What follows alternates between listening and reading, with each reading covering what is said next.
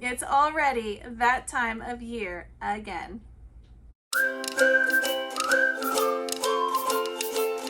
Hey guys, welcome back. I'm Laura Wilkie with Down Home with Lemon Pie, and we're going to talk about Pride Month. It is still May. By the time you guys see this video, it will be, I think, already into Pride Month, which is in June. And we are already seeing the propaganda being displayed everywhere. So I wanted to touch base with you guys and kind of give you our Christian response to Pride Month, to the stores, to the people who are involved, to those who celebrate Pride Month. And I just wanted to kind of discuss it with you guys. I know if you are my follower, you are already on the same page as me. And once again, this is probably going to be another video where I get kickback. It just is. So I guess maybe that's the theme. Like the past 6 months, I feel like I've done a bunch of videos with this same kind of theme where I am touching on some harder topics and things that not everybody's talking about, things that are going against the grain, but do follow God, and it is so important. And this video is going to be the same way. If you are not one of my followers and you have just happened upon this video is taken from a Christian standpoint, of course. And yeah, if you haven't already, I do encourage you to subscribe. I do encourage you to comment, and I do encourage you to share the videos. So let's get started. Okay, so Pride Month is, I would say, a relatively new thing in the world. It was not that long ago that there was no such thing as Pride Month. I mean, not that long ago. In the last 10 years, I would say it has become huge. It has become huge, and it should be no surprise. So what is it? It is a celebration of things that are sexually inappropriate, sexually removed from the Bible and God's plan for Christians and sexuality, God's plans for men and women. It encompasses all of that, everything that goes against basically God's plan. And what it is truly is a slap in the face, because it is of God, actually, because what it is doing is taking what God has said is the way things are supposed to work in the Bible and changing them completely. It should be no surprise to us that it is called Pride Month, which God does point out in the Bible as being a sin, a prideful life, a prideful mind, just all of that goes along with it. And you know, I'm going to be completely honest with you guys, I did not catch that when this first started getting to be a big thing and they called it Pride Month and Gay Pride and all of this. I did not even catch the biblical sin that pride is. And when it was pointed out to me, it was incredible how, and then not surprising, how removed from the Bible it is and how it follows exactly what God tells us not to do. So, don't get me wrong. I was one of those little girls growing up who loved all the things that are considered boy things, right? And as an adult, I am very feminine, very girly. I enjoy being a mom. I enjoy being a lady. I enjoy all of those things. I am so thankful for the things that my husband can do being a man that I do not have to do. And we are ripping that from girls. But as a child, I was exactly your typical tomboy. I was climbing trees. I was digging in the dirt, looking for worms. I was doing all of those things. But that did not mean that I needed to be a boy, that I needed to physically change the way I was built, the way I was made. And, you know, thankfully, this was not such a big deal when I was a young girl.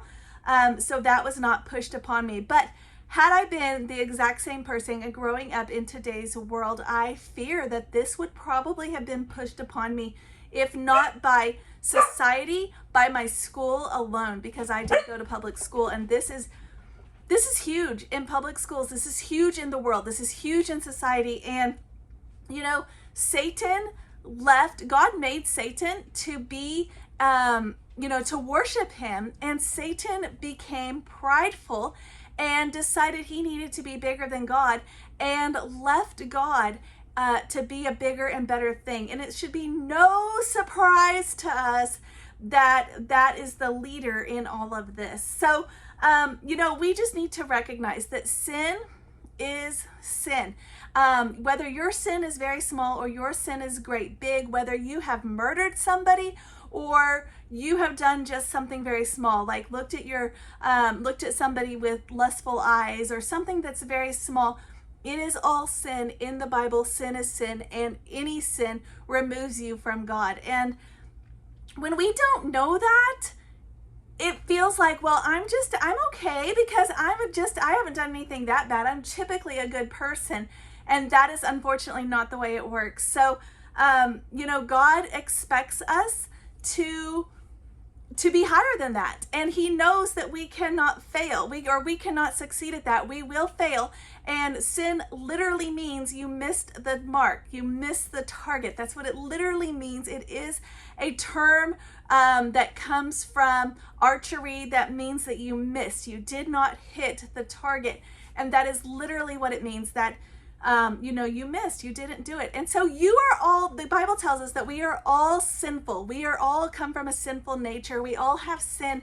And for whatever reason, the world is okay parading this particular sin in front of our children as if it is completely right, as if it is completely good and wholesome and pure, and it is not. I'm sure you guys will see, particularly during this month, you'll start to see things like transgenders doing story time at the library with your little ones. That is wrong. Why do we do that? We would not have, for example, a murderer come and do story time with the kids. We would not have, for example, somebody who is a lying thief or somebody who has sinned in other ways. We would not have somebody who was drunken, falling all over the place, that kind of stuff, parading that in front of our children as if it is right. We would not do that. We would not do that. We would still say that those things are wrong, and that is the problem, is that they are saying that this sin is right. They are saying that it is something that is okay, and it is not. That is the problem with it. So us being a Christian family, yes, we all have sinned. No, we are not better than this person or that person. We're all sinful. The Bible tells us that. And, whether or not I have done these things doesn't matter. What matters is that we're all sinful and that we have to go to God and ask for forgiveness to make that right with him. Now, he did send Jesus to redeem us and to give us that light. And the things that are different with this sin versus other sins is that it is, like I said, it is told to the world, to children, to people who do not have the capability of making their own choices regarding right and wrong. People that are still growing, still learning, it is being told to them as if it is right. And it is being sold secretly. It is being sold deceptively. It is being thrown in their faces. You cannot go to many stores during the month of June without seeing it everywhere. And, you wouldn't have that. You would not have Murderers Unite Pride Month. You would not have that. You would not have Drunks and Alcoholics Unite Month, and we're all going to party in the streets with your kids. You would not have that. So why do we have this? The problem is Satan is bold. He's not afraid, and he's getting bolder, very much so. And so bold, in fact, that a Satanist, a person who worships Satan, has been, I don't know if you guys saw this is ridiculous, has been hired by Target to design their pride line. Maybe even more things. I'm not completely sure, but I do know that he is designing some things for Pride Month, things that say Satan respects pronouns, Satan loves you. You know what? God loves you and Jesus loves you. And making decisions about your life because you have been misled by the horrible things that are being told to us. Thankful that we have a Savior who will forgive us. And, I just want to point out the things that are not being shown. One of those things, and I just saw a whole bunch of videos about this, are people who have fallen for this lie and have come around and realized what a disastrous mistake it has been on their lives, how it has ruined their ability to have children, how it has ruined their the way they see themselves, and what a huge mistake it has been. You do not see that explored at all, but especially during Pride Month. And we should be talking about that because it is incredibly sad. These people are being misled. They are being deceived. They are being lied to. They are being tricked into thinking that these things are correct. And a lot of them are not saved Christians, and that is why they are falling for these. But just like any other sin, they would fall for that too, okay? We all fall for the tricks of Satan, and this is just a very, very big one, and one that he is using in a very harmful way and getting at young children. And this is actually starting earlier and earlier. A few years ago, it was just the month of June.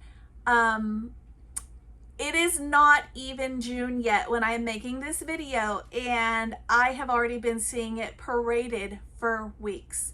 So it is getting earlier. Satan's getting bolder. And why would he be doing that? Because he's afraid. So as Christians, we need to speak up. We need to be teaching our children. We need to be teaching those around us that this is wrong. We need to be standing up for things like schools that are parading this in the kids' curriculum. We need to be standing up for that. And most of all, we need to be praying for them. The Bible tells us, pray for your enemies. We need to be praying for these people who are not only deceiving others with all of this, the alphabet agenda, but praying for those who are falling for this, because there will be a fall for this. They will have heartache. It will not be as joyful as they think. And I was actually raised in a home that gays and lesbians was often seen. This was not something that was hidden from my own life, and it was something that we had family friends that chose this lifestyle, and it is something that children will not question if they see it being paraded around them as right. I remember I was just told that's how it is, and when I went through school, that was kind of where it was starting to change. And when I got to college, they were really hard pushing about gays and lesbians and rights and all of this. And it wasn't until I became a Christian that I started to go back and see all of the wrong with all of this. And it's bad. It's just bad. It does not need to be celebrated, just like any other sin would not be celebrated. The problem is they don't think it is a sin. They think that they are actually helping God because he made a mistake, and that is wrong. If you know somebody who is struggling with this particular sin, show them the love of Christ. Show them that, you need to know that love, when we show love to someone, because they are telling us the exact opposite, that love is acceptance. Love is not acceptance. Love is leading people towards the right thing and leading them to Christ. And just like if somebody is a murderer or into drugs or alcohol or whatever sin they have chosen, if they are going down that path, you would stop them. You would have an intervention. You would say, no, we are not going to be drinking at my child's birthday party. No, we're not going to be shooting up cocaine in the bathroom at my house. Sorry, we're not doing that. You would put a stop to that, just like we should put a stop to this being paraded in our children's lives. And you would tell those people. You would tell them why it was wrong. Hey, you're going to kill yourself. Hey, this is why this is wrong. Hey, you're going to hurt someone. You're going to this. We would tell people that.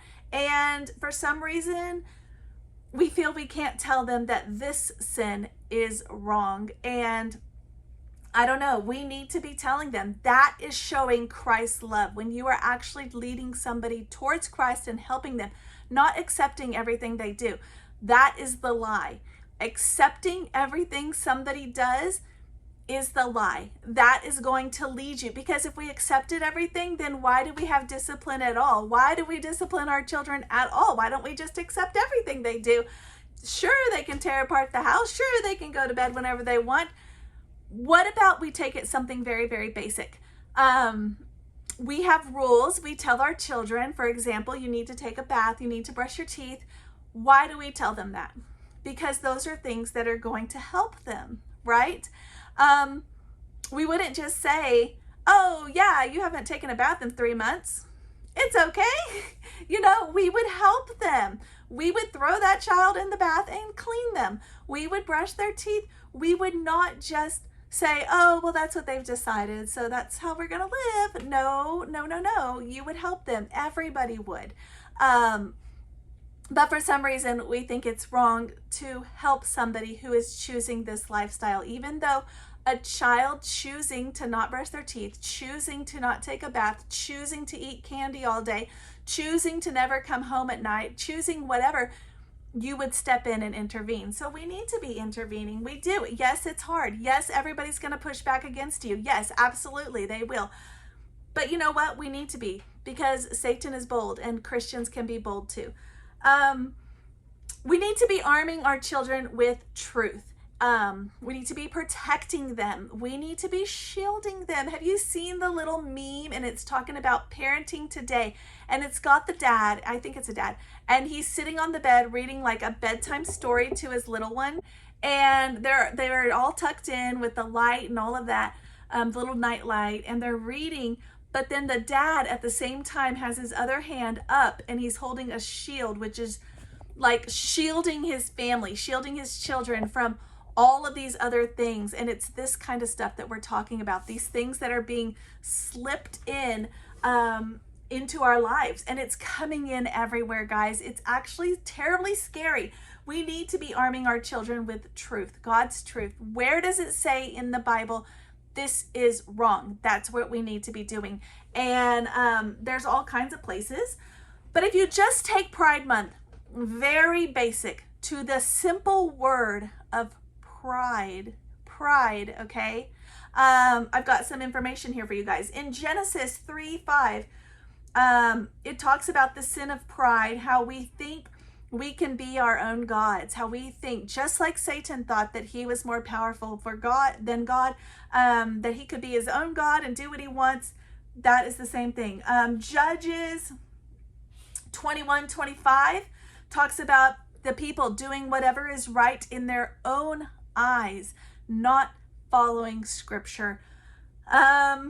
Proverbs 16:18 talks about pride goes before destruction. Okay? Pride goes before destruction. And a haughty spirit before a fall. So, like I was just telling you guys, these people are going to wake up one day and see the regrets that they have. They're going to have regrets. They're going to have mistakes that they have made because of this, and they will wake up and they will be distraught, and they will wonder why nobody spoke up. Let's look at James 4:6. God opposes, God is against the proud. What is proud? It is pride. God opposes the proud, but gives grace to the humble. Those who come to him and say, I made a mistake, I am sorry, grace. Proverbs 3:5, trust in the Lord with all your heart. And this is the important part. Do not lean on your own understanding. We are sinful people. That's just how we are. That is why God gave us the Bible, so that we can go to the Bible and say, is this right? Because this is what I think, but is it right?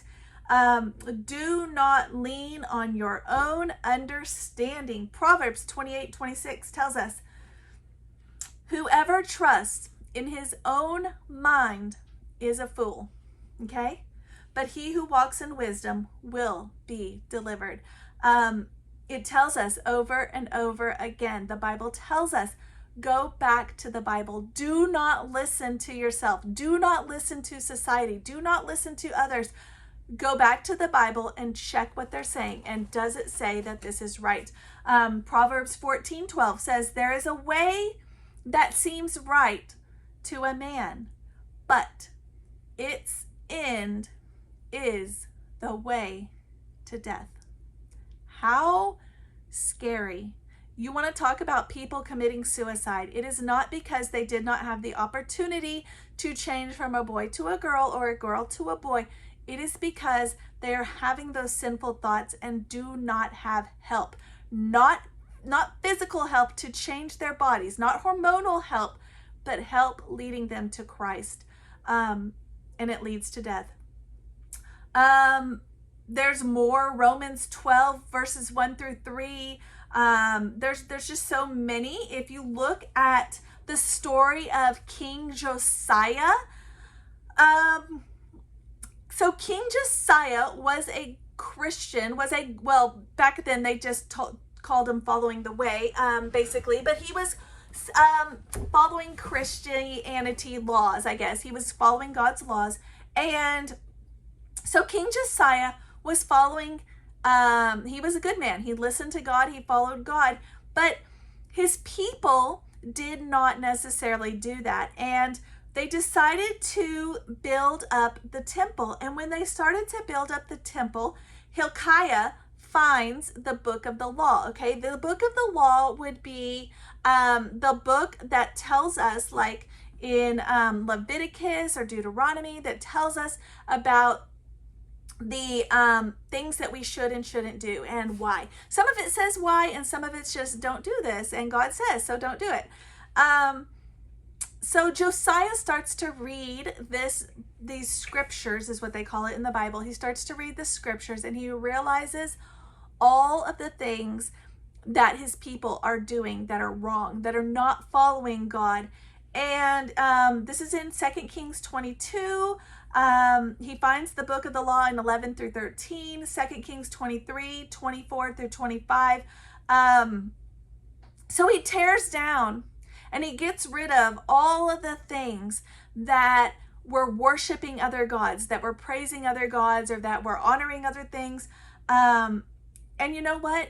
The Bible tells us never before or after was there a king who turned to the Lord as he did.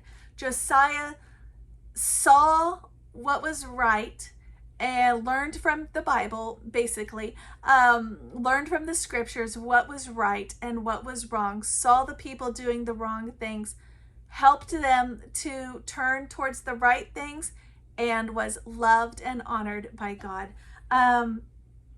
He set in motion a reformation that helped the people to grow. And of course, there were the Bible is full of kings who made good choices and bad choices. The Bible is full of things that are wrong. Just because something is in the Bible does not mean that it is right. Yes, there are, there's people in the Bible that have multiple wives. Is that the way God wanted it to be? No. Is that the way that God, does he say, oh, this is so good for you? No, he doesn't. There are lots of things in the Bible that point to the wrong, but we need to look at the Bible as a whole, look at the stories as a whole, look at the chapters as a whole, the books as a whole, and then we can start to see we need a reformation. We absolutely do. And this is not something new. You guys know this. Everybody who's a Christian knows this. we need a reformation, and I'm just another person speaking out about it. We need to teach love. We need to teach love and scriptures to our children, correct love, not love that just says you can do whatever you want, because you would not allow that kind of love for your child. You would not say, my child wants to run in the road, so I'm going to allow that, because your child would end up dead. You would stop your child. You would put up boundaries. You would stop them. You know, we need to be praying for these people, not just the people who are promoting this, but the people who are falling for it. There will be heartache in their lives. We need to be praying for them. We need to be encouraging them. We need to be showing them Christ's love. We need to be teaching about Christ. We need to be arming our children against this. We need to be intentional. We need to be intentional with this month. This is the month when you're going to see it everywhere.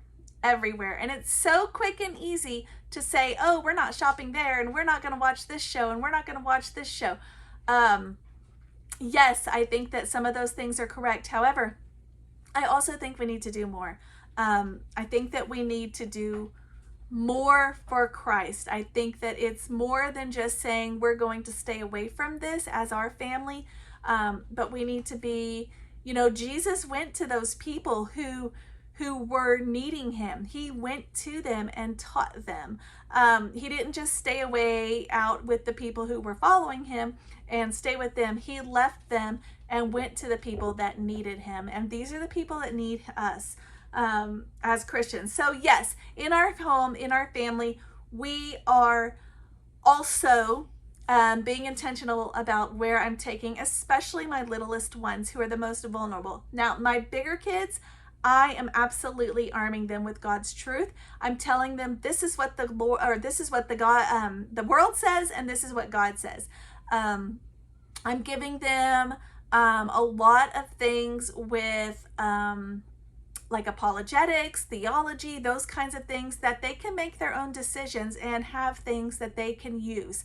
I am giving them those weapons so that they can go back and say, this is why this is wrong. This is why this is wrong. Because more often than not, you may not even realize this, more often than not, the majority of the people who are promoting this do not know what they are promoting. Okay, they do not realize the intensity of it. They do not, they're just jumping on the bandwagon, following the crowd.